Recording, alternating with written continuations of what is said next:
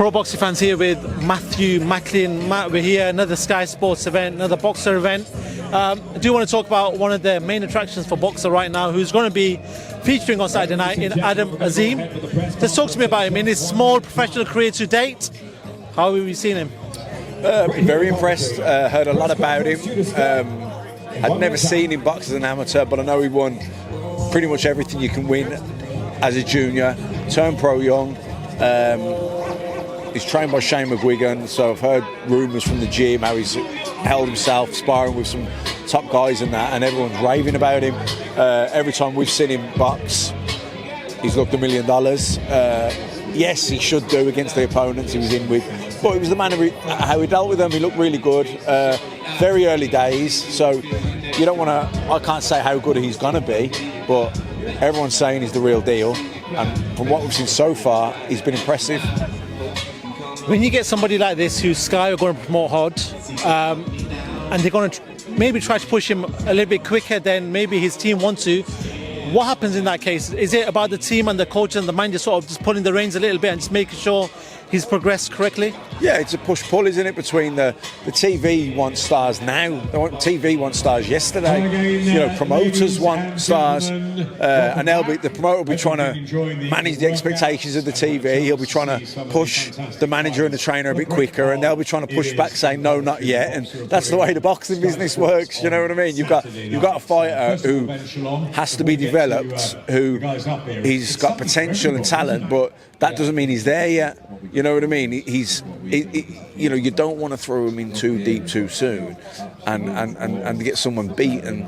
Listen, everyone's going to get beaten eventually. Do you know what I mean? But you want to be going into 50-50 fights when you're the finished article, or when you're as close to the finished article as possible. Up until that point, you're still going to take tough fights because you need tough fights to teach you, to learn, to improve. But it's the calculated risks. That's where a good manager is important, because he's thinking, he'll be thinking right, where he'll be keeping an eye on you in the gym. He'll be seeing how you're coping with certain people in sparring, using it as a yardstick. Well, he held his own with him, and he's up there, and he beat him, and then this type of thing. And then you've got to gauge it, because you've got to step guys up. And then with the TV, like you say, we want stars. I'm working for the TV now, so I know the TV want stars now. We want the next star, but it's not quite as easy as that. You know what I mean? If you're guiding a fighter's career, yeah, I want him to be up there as quick as he can, but I don't want to push him so quick to satisfy your need for a new star that I get him beaten because I threw him in too deep when he wasn't ready. It's that. So there's always these hard negotiations between TV promoter, manager, and the trainer, and it's everyone's got their not interest. Because ultimately, everyone's interests sort of run the same, but not always. You know what I mean? Because the reality is, it's ruthless, and the TV and the promoter, they'll just move on with the next one. If you're the fighter and I'm the manager of the kid and he gets beaten, and it's they'll tell you, oh, if he loses a 50 fight, we'll bring him back, and they will, but it's flavour of the month, so they're on to the next one. So that's where the argument between managers and promoters and TV execs and all this goes on behind the scenes. When we look in 2022, we look at the predominance of social media, how much has that played a part in a fighter nowadays, or the promotion of a fighter, of fighters? Sort of people like Ryan Garcia made a name before he was fighting in big fights. He had a big following beforehand. How important is social media to a fighter nowadays? I think it has become very important, hasn't it? Because profile's huge, isn't it? You can be the best fighter in the world, but if no one knows who you are, you're not going to generate a lot of money. And if you're not generating much money, you probably haven't got much clout in getting opportunities and things like, if you're a cash cow, if you're popular, if you're generating a lot of money, then sanctioning bodies, everything's just more TV network. Everyone plays ball more for you.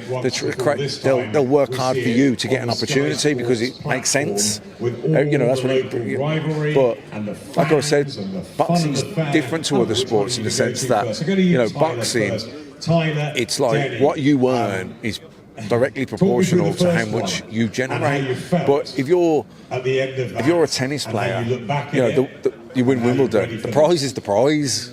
You know what I mean? The amount of people, everyone's going to watch the Wimbledon final anyway. Whoever watches the Wimbledon final are going to watch it anyway. Whether whoever's in the final, it doesn't matter. Where, you know, boxing's the individual, isn't it? They follow the individual a lot of the time. It's different in the Olympics. The Olympics. But not everyone. We don't say, right, the World Middleweight Championship's on, and it's X amount. Well, it's Canelo's middleweight champion or Golovkin. It's going to be a lot more money than if an unknown is getting a vacant title and he's not going to generate that kind of money. When you talk about it like that, though, when you're a former fighter yourself, it's such a short career. And now I do want to move on to Anthony Joshua for the sole reason that you're a fighter. He's moved over to DAZN. We know that it's a short career. You've just got to take whatever comes to you. He's built his brand. He's made a name in British boxing. Do you feel like him moving over to DAZN was the right move for himself? Look, Anthony Joshua has got to do whatever is best for Anthony Joshua, and that's the same for every single fighter in the world. You know, he's got a short career, and it's even shorter now because he's had the bulk of his career, let's say. So this next fight could be his last fight. No, if he got beaten up and stopped in 6-7 rounds, would Anthony Joshua box again after that? He might, but he might not. Do you know what I mean? He might not want to after that. I don't know. If he wins, if he loses in the close one, he won't know how he's going to feel after these things. Do you know what I mean? So he's at a stage in his career where every fight could be his last. You know, and he could. And by the way, I don't know. He could go on for ages. I don't know. Do you know what I mean? But it's possible. So how are you going to tell two fighters, him and Usyk, that they should think of other people? Do you know what I mean? It's a selfish business where they're at, especially at the stage where they're at. It's like you get as much as you can while you can. Why wouldn't you? It's a hard game. They're risking their lives every time they go in the ring. It's brutal boxing is. You know what I mean? It's a tough sport, tough game, tough business. I don't think anyone can begrudge any fighter doing what's best for them. I want to ask you though, by him moving over to DAZN and providing he beats Usyk, and the fight fans want to see that big fight between Tyson Fury, does that move to DAZN push that fight away in regards to sort of the promotional side of things? Look, I think at the end of the day, money talks, and if that fight would generate enough money that I'm sure everyone that can get taken care of can be on board with it. Interesting. Do want to move on and do want to get two sort of breakdowns of fights from you before I let you go. Golovkin versus Canelo Part 3. We know that Canelo's come off a loss to Bivol. Yeah, it was a great performance by Bivol on the night. Do you feel like first of all this is the right move for him to just sort of go back down and fight Golovkin? And how do you see the fight playing out? Yeah, I think it's the right move for Canelo. I think Golovkin should have retired after the last fight. He won, but he looked old. You know, he had dreams or nightmares of what happens in reality on Saturday. He's old now, Golovkin. Do you know what I mean? I think he was on the slide before they fought the first time. You know, he's 35 then. You know what I mean? He was definitely on the slide, but he's slid quite a lot since that first fight, and.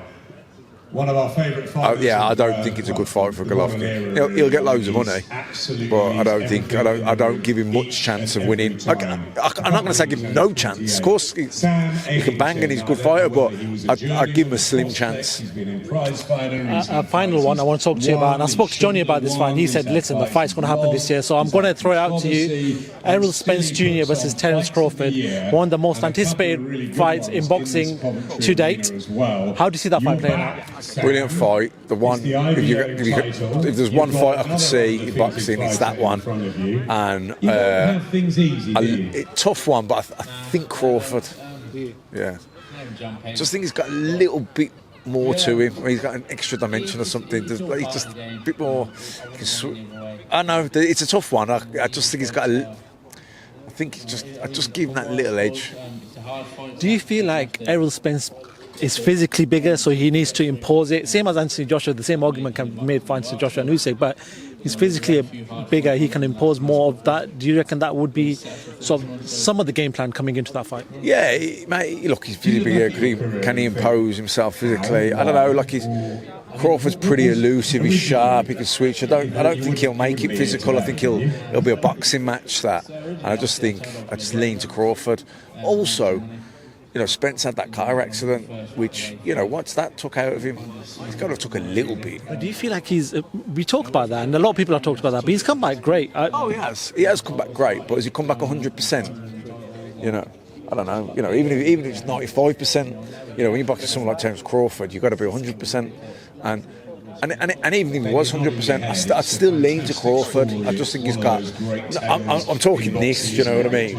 But I do lean to Crawford. Cool. I hope that fight happens for all of us, guys, because it's a big fight. But thank you very much, Matt. It's always a pleasure talking to yourself. Always good talking boxing. Thank you so much, top man.